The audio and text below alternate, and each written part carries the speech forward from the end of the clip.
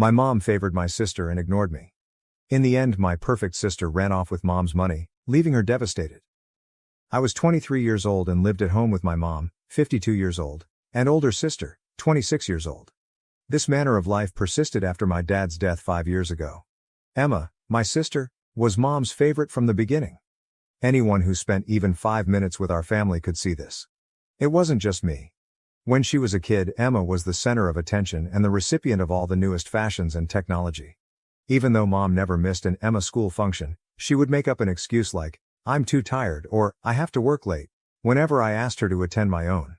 Eventually, I grew accustomed to the pain. There was little change as we aged. While Emma attended a prominent university to get a law degree, I got my associate's degree in graphic design from a small college. Emma was the object of mom's incessant boasting. "My Emma is going to be a big-shot lawyer one day," she would proudly proclaim. All the while, people either didn't care or were downright disappointed by my chosen work path. However, the true problem wasn't merely favoritism, it was the unequal allocation of domestic duties. I was supposed to handle all the housework since Emma was supposed to be studying. When I say all, I really do mean it. I would begin my day at 6 o'clock every morning. Making breakfast would be my first order of business. Emma favored a vegetable omelet accompanied by a serving of fruit, while mom liked her eggs cooked to perfection with toast and no crust. In my regular state, I would hastily seize a granola bar for my own consumption. Before going out to my part-time job at a nearby coffee shop, I would tidy up the kitchen, wash the dishes and begin a load of laundry after breakfast. Despite mom's lack of request, I worked there to help out around the house and save up for my own place. I would do everything from dusting to mopping, vacuuming, and everything in between as soon as I got home in the afternoon. Meal planning and grocery buying were also my responsibilities. This was never easy because both mom and Emma had very specific nutritional needs. Even the dinner was a show. While Emma sat on the couch, fiddling with her phone, I would whip up extravagant dinners. Talking to her mom about her day, school, and future goals was a regular occurrence. Word of mouth would be an uphill battle for me. Guess who had to do the dishes after supper? I am, once again. Mom would give me a disapproving look and say things like, "Your sister needs to focus on her studies," whenever I ventured to complain or ask for assistance. One day, she will have a prosperous life and be able to provide for all of us. Assisting around the house would be the bare minimum you can do. Emotionally and physically, it was draining. While Emma was free to unwind and have fun, I felt like a housekeeper in my own house, rushing around all the time. Worst part was that mom was completely unconcerned with my attempts. From that point on, it was Emma this, and Emma that. Things reached a boiling point on a certain day. I was hoping to reconnect with some college pals that day, because it was a Saturday. Our design class was going to have us work on a collaborative project. The opportunity to leave the house and engage in social interaction that did not include serving coffee or doing chores was more than enough to make me look forward to it all week, and not only because of the project. As is my habit, I got up bright and early to finish my errands before I left. My mom walked into the kitchen just as I was preparing breakfast. "Oh great, you're awake," she remarked. "Today, I'm counting on you to give the living room a good scrub. We need to scrub the carpet and remove and wash the curtains."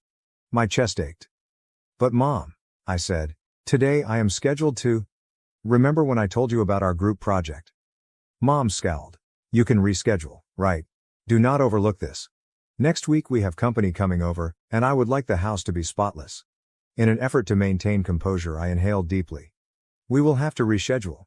This has been in the works for weeks. Perhaps Emma could pitch in and clean a little." It was almost 10 in the morning when Emma, seemingly at a whim, strolled into the kitchen still dressed in her pajamas. "Morning," she said with a yawn as she reached for a muffin from the platter I had just placed. Turning to Emma, Mom's expression softened. "Hello there, darling. Had a good night's sleep? Rest assured, there will be an online study group meeting later on." With a muffin still in her mouth, Emma nodded. Mom redirected her gaze to me, her face becoming even more stern. "Your sister needs to get some serious schoolwork done. No one should expect her to clean. Her education is of the utmost importance to you." Something inside of me snapped. Every bit of pent-up resentment, animosity and pain finally burst forth. "And what about my education?" I spoke more loudly as I inquired. "What will happen to my plans? This is my life. Isn't their significance immense?" Mom appeared surprised. To which she responded, "Of course they matter, but..." I interrupted her. "But it's still not equal to Emma's, is it? Never on par with Emma's."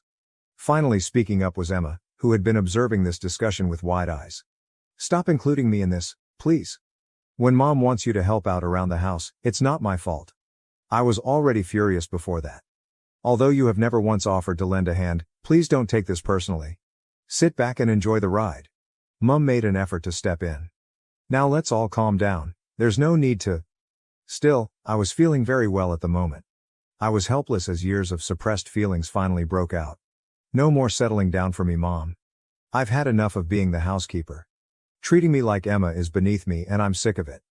Everything, including the partiality and unreasonable expectations, has had enough of me. I looked across at Emma. Why does Mom never ask you to help out with housework?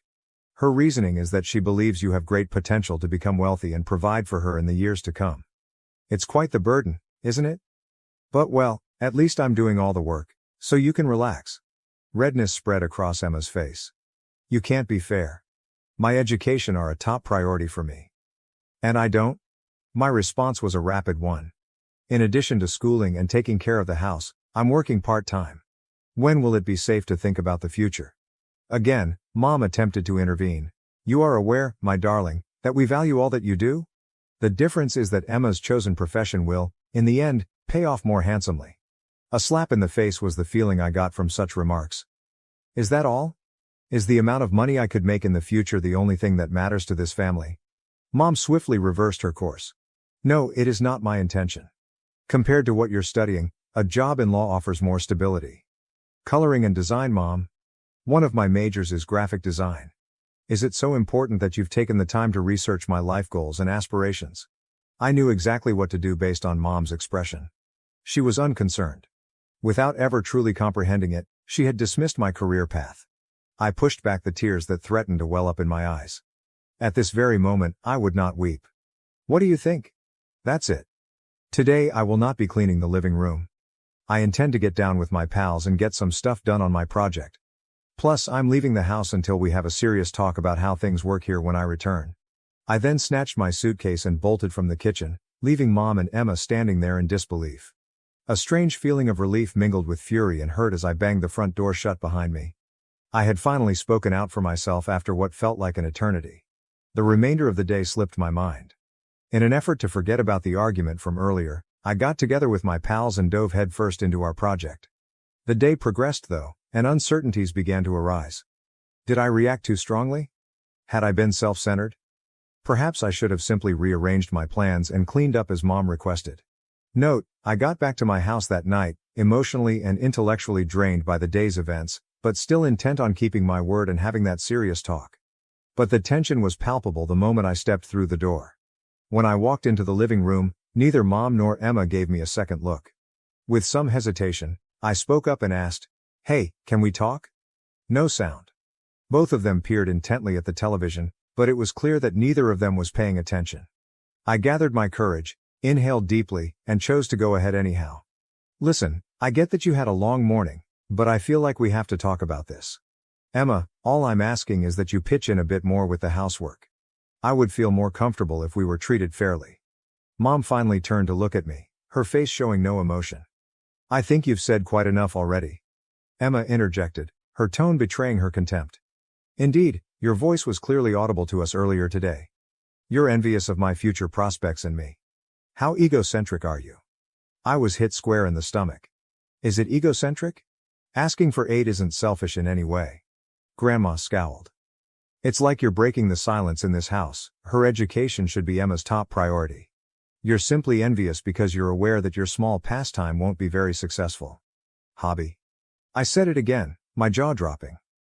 Graphic design is a real career, Mom, if you'd ever bothered to learn about it. Enough, Mom interrupted me. I won't have you disrespecting us like this in our own home. Abashed, I remained still. It had been my sincere wish that they would have considered my words and come to terms with how unfair things had been. Nevertheless, they redoubled their efforts. Our very own home, I murmured again. I see. I suppose it's no longer my home. I retreated to my room after saying nothing further. I returned outside after stowing a few articles of clothing and necessities in a bag and retrieving my laptop. Mom and Emma continued to stare fixedly at me from the living room.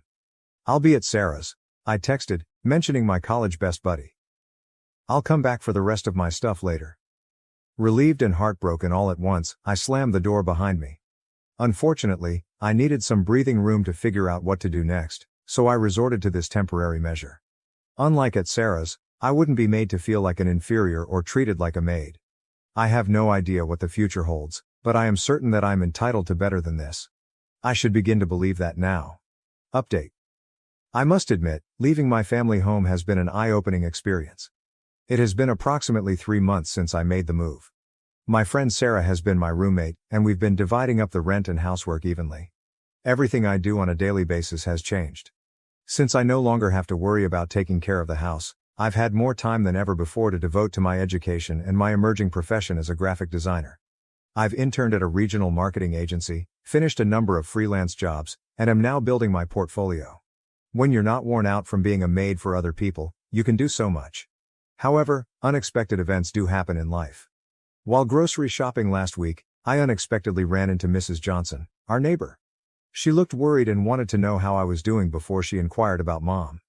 Evidently, she had observed Mom's recent struggles and apparent overwhelm while tending to the yard. According to Mrs. Johnson, your mother insisted she was fine, despite her offer of assistance. I was under the impression that Emma was assisting her. A wave of shame and anger washed over me. Obviously, Emma was making everything worse. Since when would she begin? The most shocking thing, though, wasn't even that.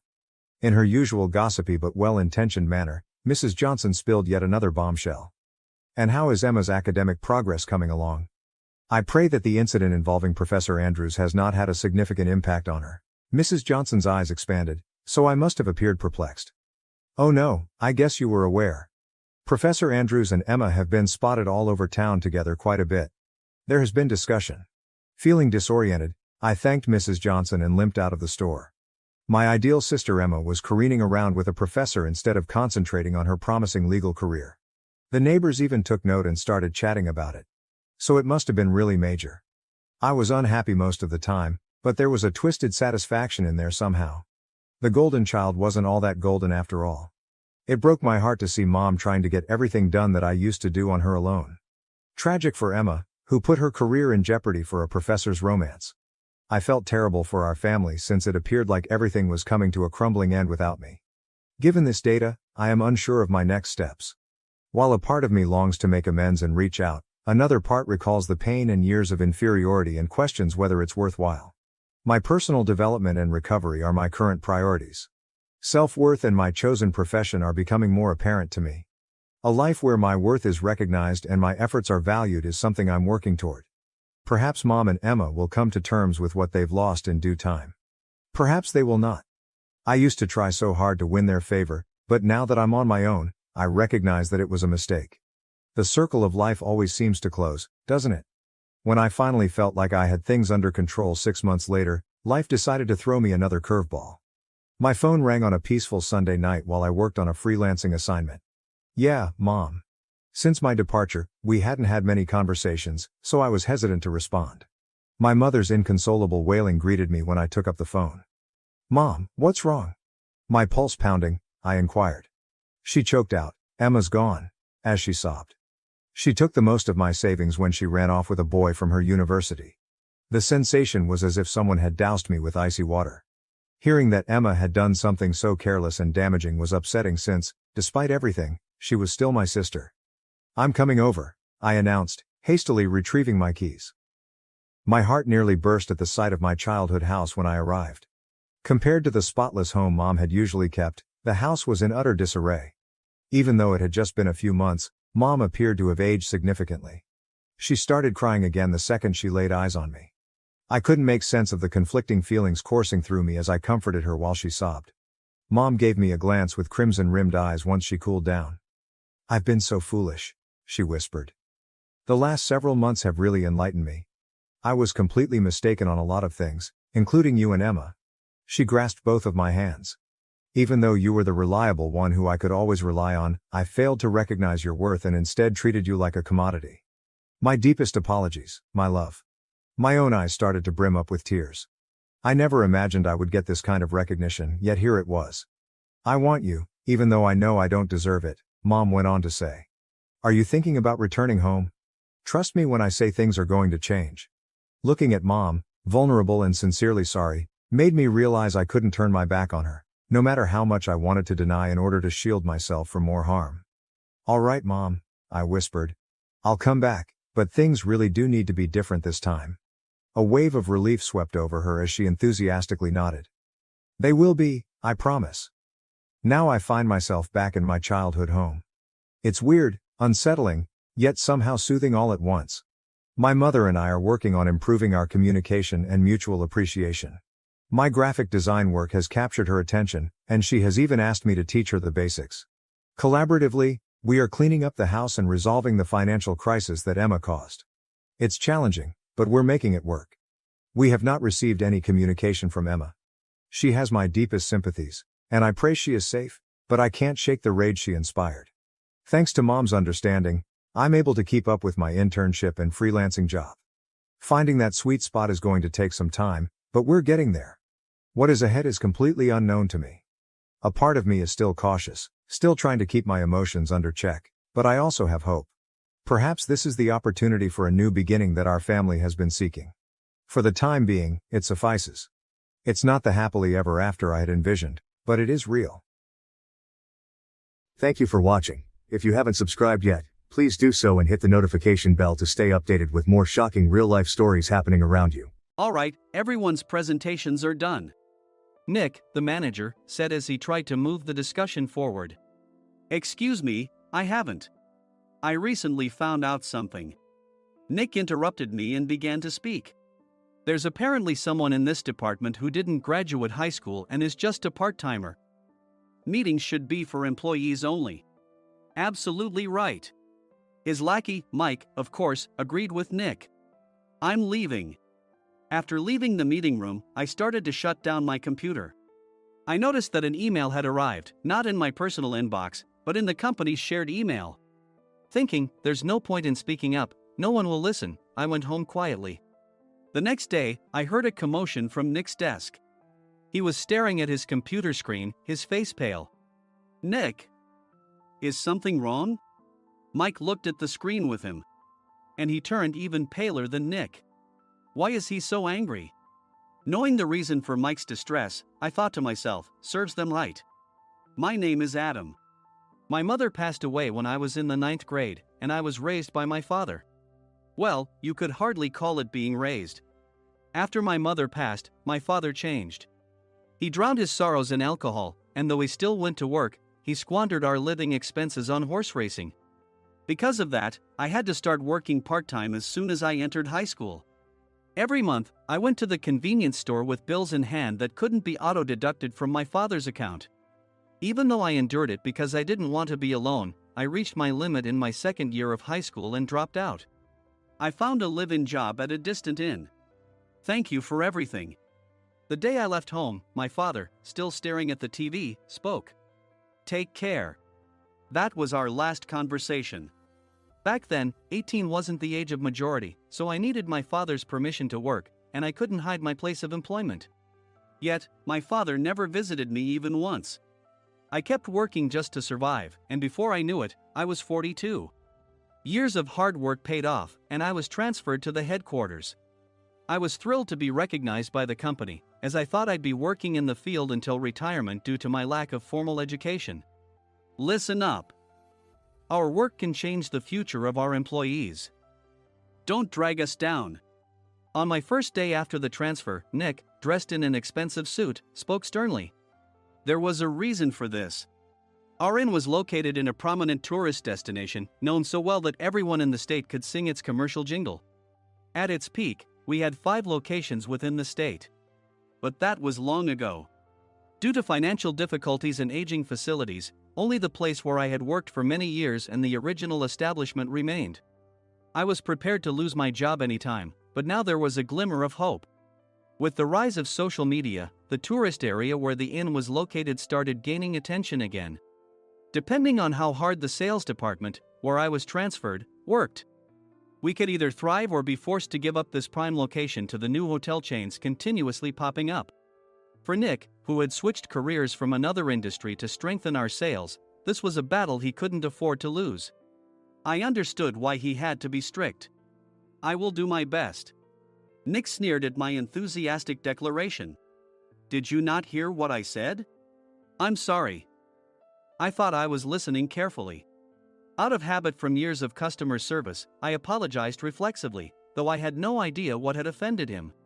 Someone was watching me with a smirk. In this department, there are those who are expected to excel and those who have been shoved here because they have nowhere else to go. You are the latter. It was Mike, the section chief. He's 7 years younger, at 35. But he was called to headquarters much earlier than I was and had been moving around within the headquarters ever since. I'm not jealous, but I can't accept that he's my boss. Graduating from a prestigious university, he has an unusually high pride and caused many problems as a newbie, making things very difficult for me when I was the front desk leader. When I found out Mike was transferred to the sales department a month before me, I was disheartened. Mike is right. With just a middle school diploma, there's not much you can do. Don't even think about achieving results. As if I didn't exist, Nick remarked, I'm thirsty. Mike eagerly ran to the coffee maker. It seems Mike is Nick's lackey. I regretted being happy about my transfer to headquarters, wishing I had stayed on site forever. Send a direct mail to every company on this list by the end of the day. Nick only assigned me tasks that even a new graduate could handle. What? There are over 1,000 companies. You want me to send to all of them by today? Yes, if you and your fellow misfits split the work, even those with nowhere else to go should finish by today. I glanced at the employees typing away expressionlessly. They were worn out from customer service, only thinking about leaving on time, or were women reassigned after having children, with zero motivation for work. Even Sam, a new graduate from the same university as Mike, who was supposed to be among the expected achievers, had no enthusiasm for the job, having joined the company wanting to do customer service. I don't care what they say, I plan to quit anytime, he said. Only Nick and Mike were highly motivated, making all the decisions between the two of them. I originally only wanted to work at the inn to survive and had no particular attachment to this job. I swallowed my words, thinking I had no right to reprimand them. About a month after the transfer, Nick told us with a frustrated look. To commemorate the 50th anniversary, we've decided to create a plan exclusive for one group per day. Originally, Mike and I were supposed to come up with it, but our president, Mr. Thompson, insists on hearing everyone's opinions. So, you all get a chance. As Nick explained, Mike began handing out prints. Make sure not to embarrass Nick. If your ideas are half-baked, you'll have to redo them. It seemed that they had printed his handwritten notes by Mr. Thompson, which included several questions and a section for free responses.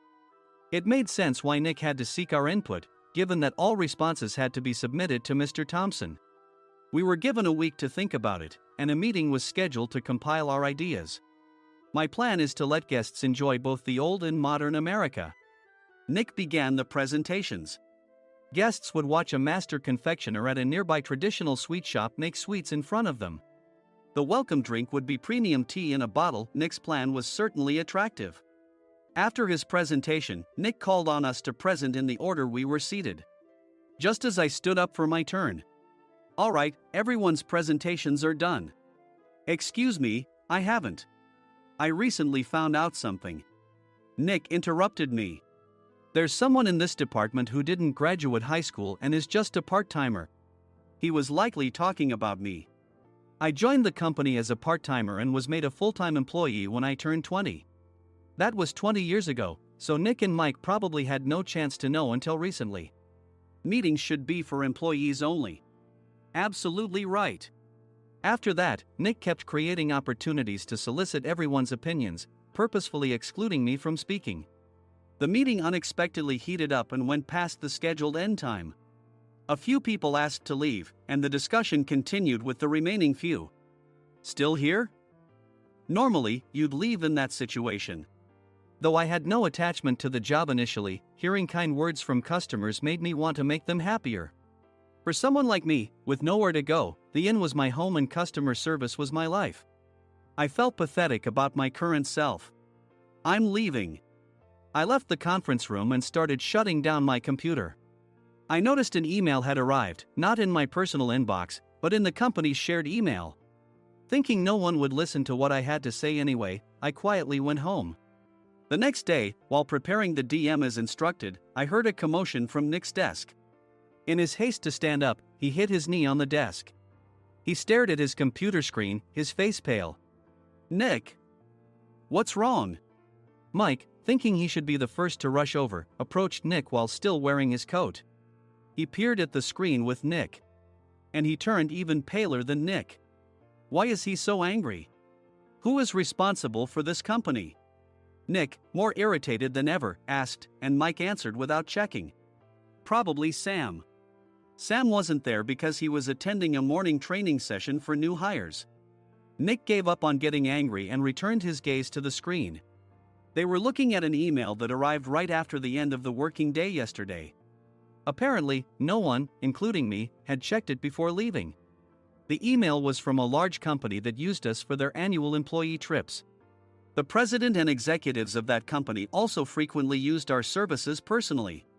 President of the company, Mr. Mason himself, had declared that neither he nor his company would ever use our services again. Well, some companies cancel their employee trips or stop using our services due to financial struggles. Let's just move on. Mike kept wiping the sweat from his forehead with a handkerchief. Knowing why Mike was so agitated, I quietly watched their interaction. Do you know how much revenue we get from that company? We can find other guests to fill the rooms, but we'll lose the banquet costs, gift shop revenue, rental car fees, and more. Moreover, the gifts were supposed to be prepared by the traditional confectionery shop involved in Nick's proposed plan. If it's known that we incurred such a huge loss at this critical time, Nick's position in the company would be jeopardized.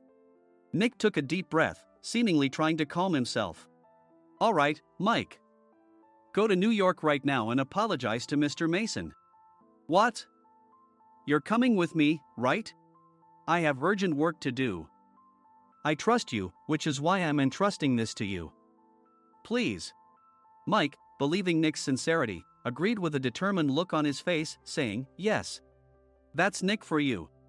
Even if Mike went to apologize, Nick would shift all the blame onto him if the client didn't change their mind. Well, it was Mike's fault to begin with, so it served him right. About 3 hours later, Sam answered a call from somewhere and repeatedly apologized, saying, I'm very sorry. Everyone watched to see what was happening. After ending the call, he informed Nick with a weary tone. When Mike arrived at the client's company, he only made things worse, further infuriating Mr. Mason. He was demanding, get his boss here immediately. It was no wonder Sam was exhausted, dealing with such a call right after returning from training. What is that idiot doing? All right, Adam, you're coming with me. If sacrificing Mike didn't work, then I must be next. Normally, I'd want to refuse at all costs, but I saw an opportunity in this situation. If I can be of assistance, I'd be happy to join you. I immediately followed Nick, and we flew to New York. When we introduced ourselves at the reception, it became clear how serious the situation was. As the receptionist personally escorted us to the president's office.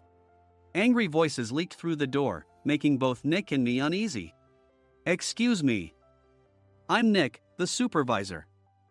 I understand my subordinate has caused you trouble, and I deeply apologize. Nick, with his experience in the corporate world, knew enough to offer an apology before excuses.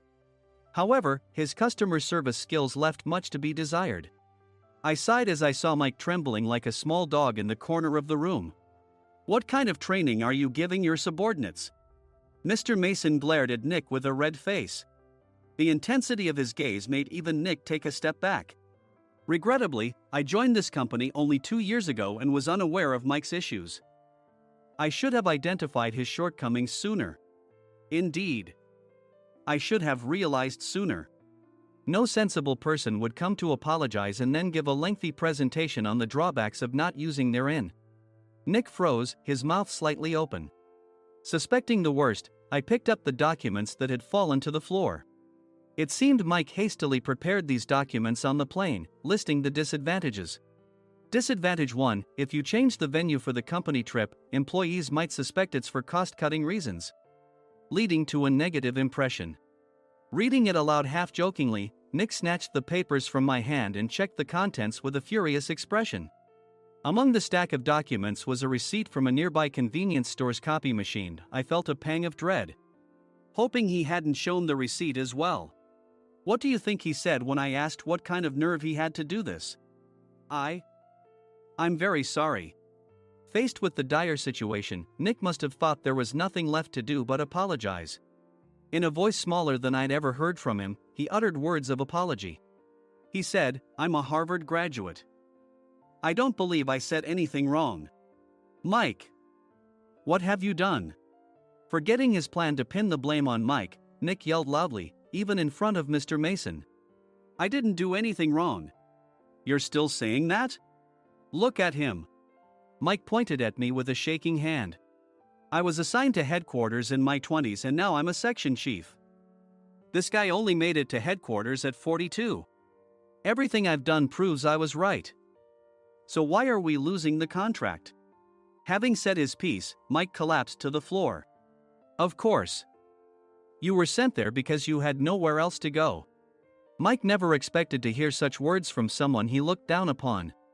He lunged at me, and Nick hurriedly stepped in to stop him. "Mr. Thompson told me Mike is a quick thinker, and to take good care of him." There's no way he was pushed aside.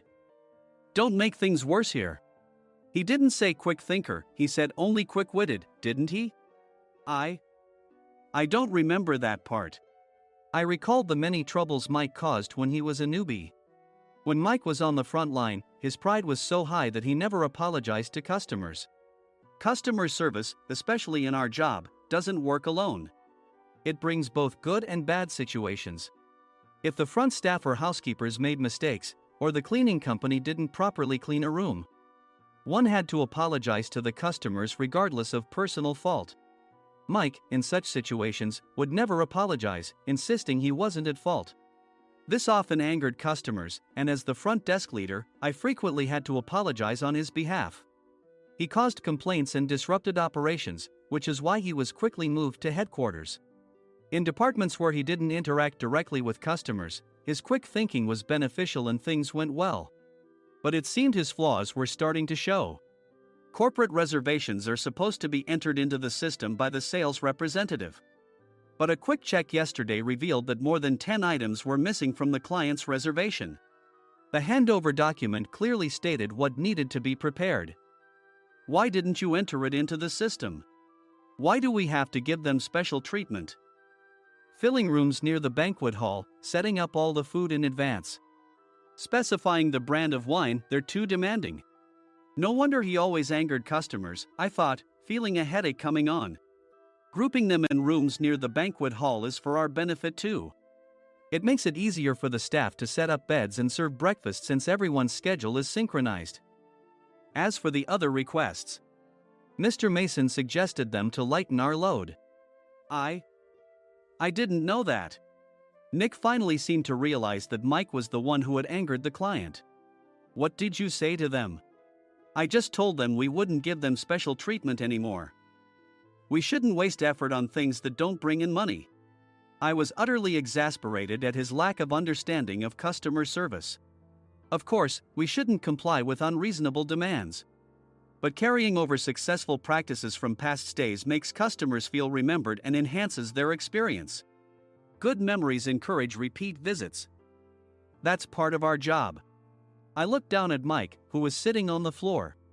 In our job, nothing is a waste. Mr. Thompson likely moved you to the sales department, hoping you'd finally understand this. How do you think he feels now that you failed to meet his expectations? Mike, tears in his eyes, fled the president's office.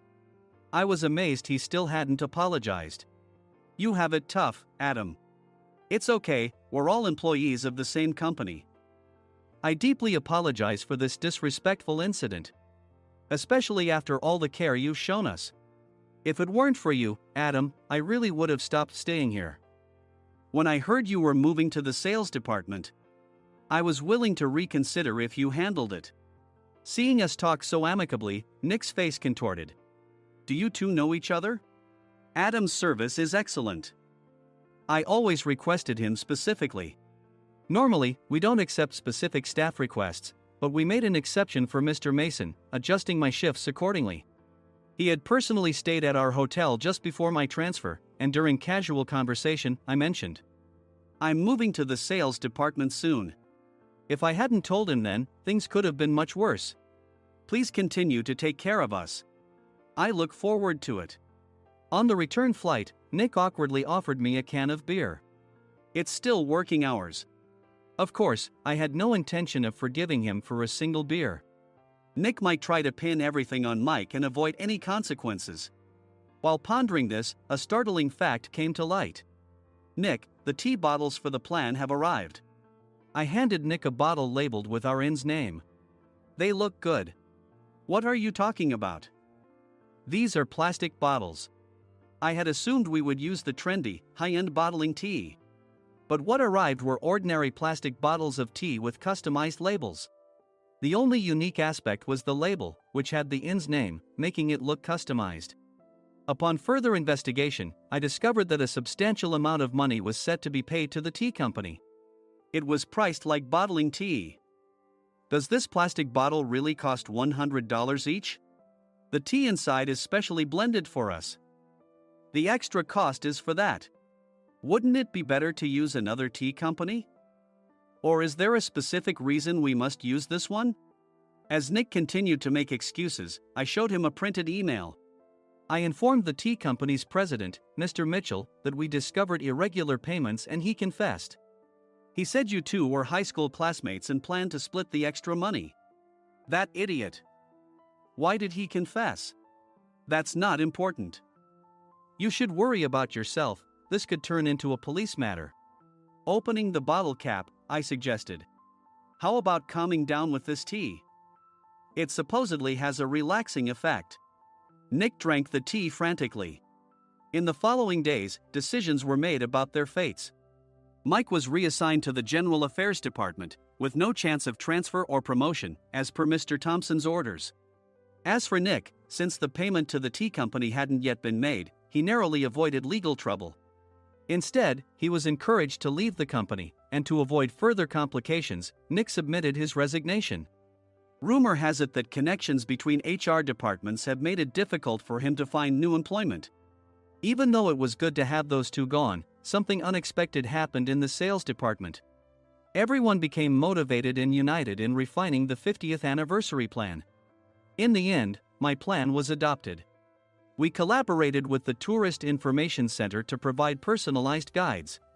The plan, tailored to the number of guests, was truly special for the 50th anniversary. "Hey, is Adam's family coming to stay?"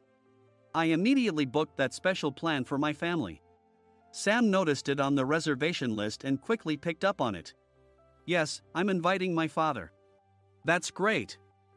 I might invite my parents too." I lacked the courage to face my father just as Adam. But here, with the confidence Mr. Mason praised, I felt ready. The 50th anniversary plan was a perfect opportunity to reconnect with my father. I hoped to bring back the days when we could laugh together as we once did.